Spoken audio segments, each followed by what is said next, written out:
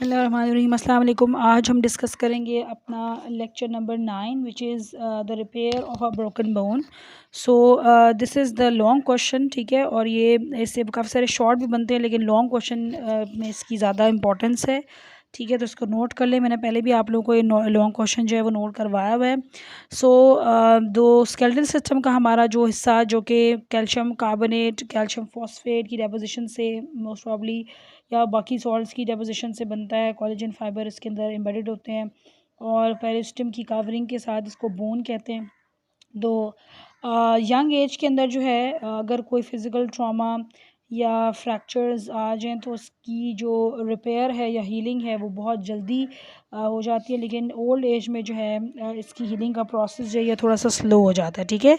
तो despite of the strength and supportive structure जो fracture है ये हो सकता है, क्योंकि ज़ाहिर है फ्रैक्चर एक ऐसी कैटेगरी है जो कि किसी फ़िज़िकल ट्रॉमा की वजह से हो रहा है। तो बेशक कोई भी शख्स जो है उसकी बोन बड़ी अच्छी स्ट्रॉन्ग है या उसकी एज कम है, लेकिन अगर फ्रैक्चर हो गया तो ज़ाहिर है उसका एक प्रॉपर ट्रीटमेंट है, प्रॉपर उसकी एक हीलिंग प्रोसेस है जिसके थ्रू गुजरेगा। उसके बाद उसकी हड्डी जो है वो दोबारा अपनी ओरिजिनल हालत के अंदर जो है ये वापस आएगी, ठीक है। तो जो ट्रीटमेंट है फ्रैक्चर्ड बोन का, यानी इसको दोबारा से जोड़ने का जो अमल है उसमें, यानी जो हीलिंग प्रोसेस है, जो नेचुरल प्रोसेस है, उससे पहले जो काम किया जाता है वो रीअलाइनमेंट है और साथ में रिडक्शन है, ठीक है।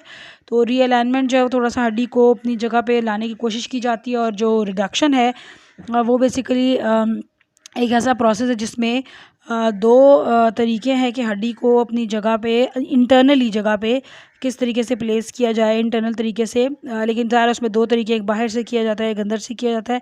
तो क्लोज रिडक्शन कहते हैं और ओपन रिडक्शन। क्लोज रिडक्शन वो रिडक्शन का प्रोसेस है जिसमें हड्डी को वापस अपनी जगह पे लाया जाता है, उसको कोशिश की जाती है थोड़ी सा जोड़ने की जहाँ से वो टूटी है, और ये फिजिशियन करता है, ठीक है। यानी ट्रैक्शन के ज़रिए मलने के बाद यानी उसकी जगह को थोड़ा सा अलाइन करता है। और जो ओपन रिडक्शन है वो सर्जरी के थ्रू होती है, जिसमें वायर्स या रॉड्स या इस तरह की कोई चीज़ है वो इस्तेमाल होती है, जिससे हड्डी को जो अपनी ओरिजिनल पोजीशन पे लाया जाता है। उसके बाद फिर जब ये रिडक्शन कर दी जाती है तो उसके बाद फिर जो हड्डी जहाँ से टूटी है, हाथ की, पैर की, कोई भी जगह, उसको इमोबिलाइज़ किया जाता है, उस पर प्लास्टर लगाया जाता है यानी कास्ट के ज़रिए, या फिर उसको किसी जगह से लटका दिया जाता है बांध के, ठीक है। लेकिन मोस्ट प्रॉब्ली कास्ट का इस्तेमाल जो है ज़्यादा कॉमन है, ठीक है। तो फेज़ ऑफ रिपेयर की अगर हम बात करें, हीलिंग प्रोसेस जो नेचुरल, इसका टाइम जो है वो है 8 to 12 week. It is a very important short question and MCQ as well as, ठीक है। तो hematoma formation, callus formation, bony callus formation और रीमॉडलिंग, ये 4 स्टेप्स हैं जिसके थ्रू जो है वो एक ब्रोकन बोन जो है उसका जो प्रोसेस है हील अप होने का, वो ये 4 चीज़ें, ठीक है। तो हीमाटोमा कहते हैं एक क्लॉट फॉर्मेशन को, जहाँ पे हड्डी टूटी होती है जिस जगह से इंटरनली, वहाँ पे एक क्लॉट सा बनता है, मास ऑफ ब्लड होता है जहाँ से हड्डी टूटी है। और क्या होता है कि जब हड्डी टूटती है तो ज़ाहिर है तमाम सप्लाई लाइन टूट जाती है, आर्टरीज रप्चर हो जाती हैं जिसको हेमरेज कहते हैं, और वहाँ से सारा जो ब्लड है वो लीक आउट करता है। फिर उस जगह पे आहिस्ता आहिस्ता सेल्स की डेथ स्टार्ट हो जाती है, जिसकी वजह से वहाँ पे फूड की कमी हो जाती है और वो जगह फूलने लग जाती है, उसमें सोजन सी होना शुरू हो जाती है और इस वजह से उसमें पेन स्टार्ट होता है, ठीक है। उसके बाद हीमाटोमा जब बनता है तो उसके बाद तकरीबन विद इन 3 to 4 वीक्स कैल वो जो सॉफ्ट कैलस है पहले ये बनता है। और क्या होता है कि जो जिस जगह पे सेल्स टूटे हुए हैं ब्रोकन बोन के ज़रिए हिस्से, वहाँ पे थोड़ा सा सफाई का काम शुरू किया जाता है, नई कैपिलरीज ग्रो होती हैं और वहाँ पे कुछ सेल्स की मूवमेंट होती है, फाइब्रोब्लास्ट की, ऑस्टियोब्लास्ट की, वो सेल्स हैं जो कि बोन फॉर्मिंग या कार्टिलेज फॉर्मिंग सेल्स हैं, ठीक है जी। उसके बाद फिर ये जगह को साफ़ करते हैं और आस्ते आस्ते नए सेल्स को बनाते हैं। कैलस कहते हैं एक ऐसी अमॉर्फस फॉर्म्स ऑफ सेल्स को जो कि अनडिफ्रेंशिएटेड है, बाद में जाके ये हड्डी के ओरिजिनल मेच्योर फॉर्म में डिफ्रेंशिएट हो जाता है, ठीक है।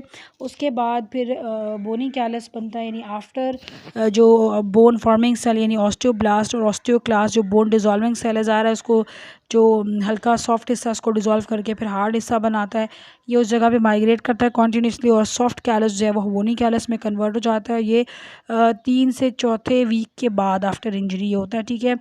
और तकरीबन ये 2 से 3 मंथ्स लग जाते हैं मुकम्मल होने में, ठीक है। और रीमॉडलिंग कहते हैं कि जब सेवरल मंथ्स के बाद तकरीबन, अब हड्डी पे डिपेंड करता है कि कौन सी हड्डी टूटी है। अगर कोई बड़ी हड्डी में ज़्यादा अगर फ्रैक्चर आए तो उसमें टाइम लगेगा, कोई छोटी हड्डी टूटी है या कम अगर फ्रैक्चर्स आए हैं, depends on the injury as well, ठीक है। तो फिर रीमॉडलिंग कहते हैं कि उसी ओरिजिनल प्रोसेस के ज़रिए, उसी ओरिजिनल हालत में, उसी ओरिजिनल फॉर्मेशन में हड्डी अपनी जगह पे दोबारा आती है और सेम साइज़, सेम चीज़ें जो है वो दोबारा से मेंटेन होती हैं और प्रॉपर स्टिमुलाई वही सब तमाम बॉडी रिसीव करती है जो कि शुरू में हड्डी बनने के अमल में रिसीव करती है, ठीक है। तो अगर आप इस डायग्राम को देखो तो यहाँ पे आपको नज़र आ रहा होगा हीमाटोमा फॉर्मेशन, यानी एक मैस बनता है। फिर उसके बाद फाइब्रो कार्टिलेज कैलस फॉर्मेशन है। फिर वो आहिस्ता आहिस्ता बोनी कैलस में कन्वर्ट होता है और दोबारा से जो है हड्डी अपनी ओरिजिनल पोजीशन पे वापस आ जाती है। तो ये जो हमने आज टॉपिक डिस्कस किया इसमें, ये तो पहली बात है कि लॉन्ग में है। दूसरी बात है कि इसमें छोटे शॉर्ट बन सकते हैं, जैसे कि ओपन रिडक्शन क्या है, क्लोज रिडक्शन क्या है, रीअलाइनमेंट क्या है, नेचुरल प्रोसेस में कितना टाइम लगता है, कितने स्टेप्स में ये प्रोसेस कन्वर्ट होता है, फिर कंप्लीट होता है। फिर ये कि हीमाटोमा क्या है, सॉफ्ट कैलस कैसे बनता है, बोनी कैलस में क्या होता है और रीमॉडलिंग कैसे कहते हैं। इस तरीके से छोटे क्वेश्चंस जो हैं इसके अंदर ये बन सकते हैं, ठीक है। तो आपने ये शॉर्ट क्वेश्चंस भी इसमें साथ तैयार करना है। आज के लिए इतना ही, अपना ख्याल रखिएगा। अल्लाह हाफ़िज़।